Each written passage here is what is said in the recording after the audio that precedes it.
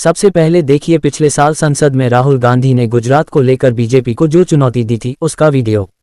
राहुल गांधी बोलते तो बहुत अच्छा हैं, लेकिन शायद उन्हें यह नहीं पता कि गुजरात कांग्रेस में रहते हुए कुछ नेता ही बीजेपी के लिए काम कर रहे हैं और वही नेता कांग्रेस के मुस्लिम नेताओं और मुस्लिम कार्यकर्ताओं के साथ कितना अन्याय कर रहे हैं। और आपको गुजरात में हराएंगे इस बार। आप लिख के ले लो, लिख के ले लो।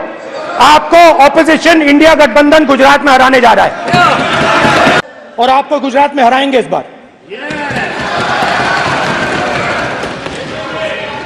आप लिख के ले लो, लिख के ले लो। आपको ऑपोजिशन इंडिया गठबंधन गुजरात में हराने जा रहा है और आपको गुजरात में हराएंगे इस बार। आप लिख के ले लो, लिख के ले लो। आपको ऑपोजिशन इंडिया गठबंधन गुजरात में हराने जा रहा है।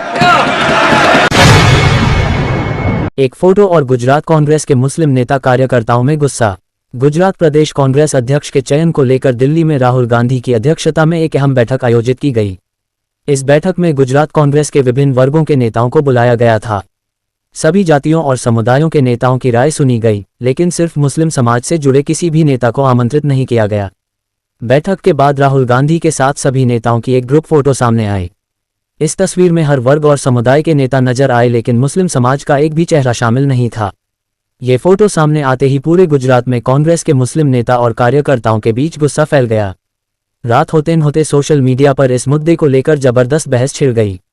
कई लोगों ने आरोप लगाए कि गुजरात कांग्रेस के कुछ नेता अंदरखाने बीजेपी से मिले हुए हैं और उनकी का ये काम है राहुल गांधी से गुजरात कांग्रेस के मुस्लिम नेताओं को ना मिलाया जाए, और इसके प्रमाण के साथ चर्चाएं चलने लगीं। गुजरात में कांग्रेस और मुस्लिम समाज बढ़ता अविश्वास, गहराता फासला। आदाब, मुस्लिम ऑफ गुजरात ये यूट्यूब चैनल पर आप सभी का स्वागत है।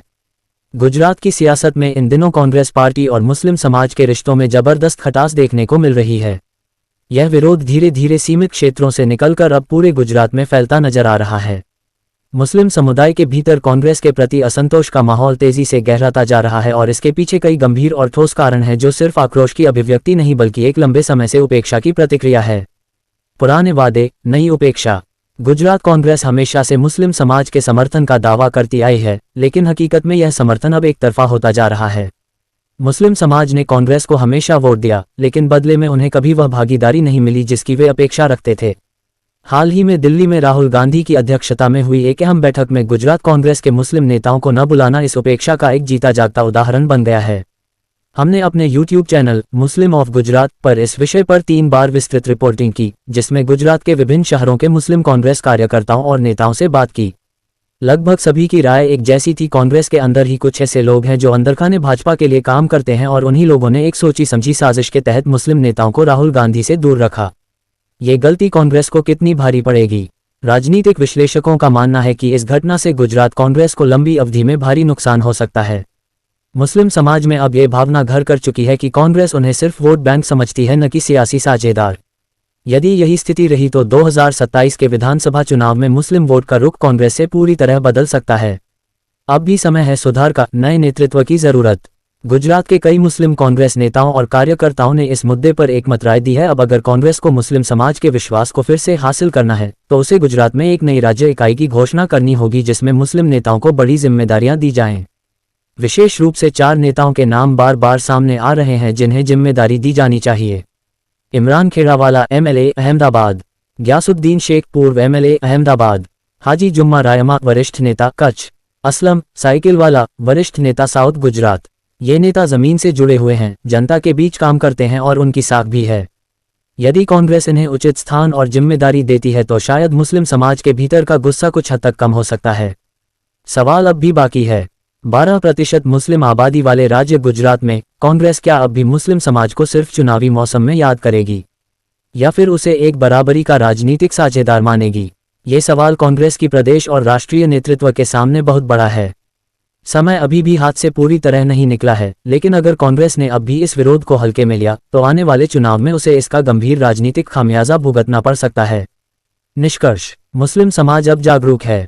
वह अब सिर्फ वादों और नारों से नहीं बल्कि भागीदारी और सम्मान से अपनी सियासी दिशा तय करेगा। कांग्रेस को यह समझना होगा कि सच्चे प्रतिनिधित्व के बिना कोई भी समर्थन स्थायी नहीं होता। यदि अब भी ईमानदारी से आत्मचिंतन नहीं हुआ तो इतिहास खुद को दोहराएगा, लेकिन इस बार शायद कांग्रेस के लिए और भी कड़वा अनुभव लेकर। गुजरात कांग्रेस और मुस्लिम समाज के बीच बढ़ती दूरी एक गंभीर चेतावनी। गुजरात में कांग्रेस पार्टी और मुस्लिम समाज के बीच रिश्तों में दिनों दिन दरार गहराती जा रही है। ये दरार केवल आम मुस्लिम मतदाताओं तक सीमित नहीं है, बल्कि अब कांग्रेस के भीतर कार्यरत मुस्लिम नेता और कार्यकर्ताओं के बीच भी असंतोष का ज्वार उभरने लगा है। छोटे गांवों से लेकर बड़े शहरों तक कांग्रेस के मुस्लिम नेताओं में यह नाराजगी साफ देखी जा सकती है। लेकिन हैरानी की बात यह है कि अब तक कांग्रेस के शीर्ष नेतृत्व की ओर से इस असंतोष पर कोई ठोस प्रतिक्रिया या समाधान सामने नहीं आया है। ऐसा प्रतीत होता है कि कांग्रेस के कुछ नेता इस भ्रम में हैं कि मुस्लिम समाज के पास कांग्रेस को वोट देने के अलावा कोई विकल्प ही नहीं है। ये सोच न सिर्फ पुरानी है बल्कि आज के बदलते राजनीतिक परिदृश्य में आत्मघाती भी साबित हो सकती है। गुजरात की जनता, खासकर मुस्लिम समाज अब अधिक जागरूक है और उसे अपने अधिकारों, प्रतिनिधित्व और सम्मान की समझ है। इस संदर्भ में all India Majlis-e-Ittehadul Muslimeen AIMIM का उल्लेख आवश्यक है। पिछले अहमदाबाद म्यूनिसिपल कॉरपोरेशन चुनाव में AIMIM ने 7 सीटें जीतकर यह साबित कर दिया था कि मुस्लिम मतदाता अब वैकल्पिक राजनीतिक विकल्पों को गंभीरता से लेने लगे हैं। AIMIM ने न केवल जीत दर्ज की बल्कि यह संदेश भी दिया कि यदि मुख्यधारा की पार्टियां मुस्लिम समाज की बात नहीं सुनेंगी तो जनता अपने नए नेतृत्व को चुनेगी। यदि कांग्रेस ने अपने मुस्लिम नेताओं और कार्यकर्ताओं की बात नहीं सुनी, उन्हें सम्मान और मंच नहीं दिया, तो यह असंतोष सिर्फ अंदर ही अंदर सुलगता नहीं रहेगा बल्कि खुलकर सामने आ सकता है। ऐसी स्थिति में ये पूरी तरह संभव है कि कांग्रेस के कई मुस्लिम नेता और कार्यकर्ता AIMIM या अन्य विकल्पों की ओर रुख करें। ये बदलाव न केवल कांग्रेस के लिए राजनीतिक नुकसान का कारण बनेगा बल्कि गुजरात की सियासत में एक बड़े परिवर्तन की शुरुआत भी हो सकती है। कांग्रेस को यह समझना होगा कि प्रतिनिधित्व केवल नाम मात्र का नहीं बल्कि व्यवहार और सम्मान का विषय होता है। अगर पार्टी अपने समर्पित मुस्लिम नेताओं और कार्यकर्ताओं को नजरअंदाज करती रही तो आने वाले समय में यह अनदेखी पार्टी को भारी पड़ सकती है। कांग्रेस नेतृत्व को अब यह आत्ममंथन करना होगा कि वह मुस्लिम समाज के साथ अपने रिश्तों को कैसे मजबूत करे। सिर्फ चुनावी समय पर समुदाय को याद करना अब काम नहीं आएगा। जरूरत है सतत संवाद, ईमानदार प्रतिनिधित्व और सम्मानजनक व्यवहार की। अन्यथा राजनीतिक परिदृश्य में नए विकल्प तैयार खड़े हैं जो न केवल सुने जाएंगे बल्कि सुना भी जाएंगे। अगर आपको दिलचस्प और जानकारीपूर्ण वीडियो पसंद हैं तो हमारे YouTube channel Muslim of Gujarat को अभी सब्सक्राइब करें। वीडियो को लाइक करें और ज़्यादा से ज़्यादा शेयर करें ताकि हमारा संदेश दूर दूर तक पहुंचे। आपका सपोर्ट हमारे लिए बहुत मायने रखता है। शुक्रिया।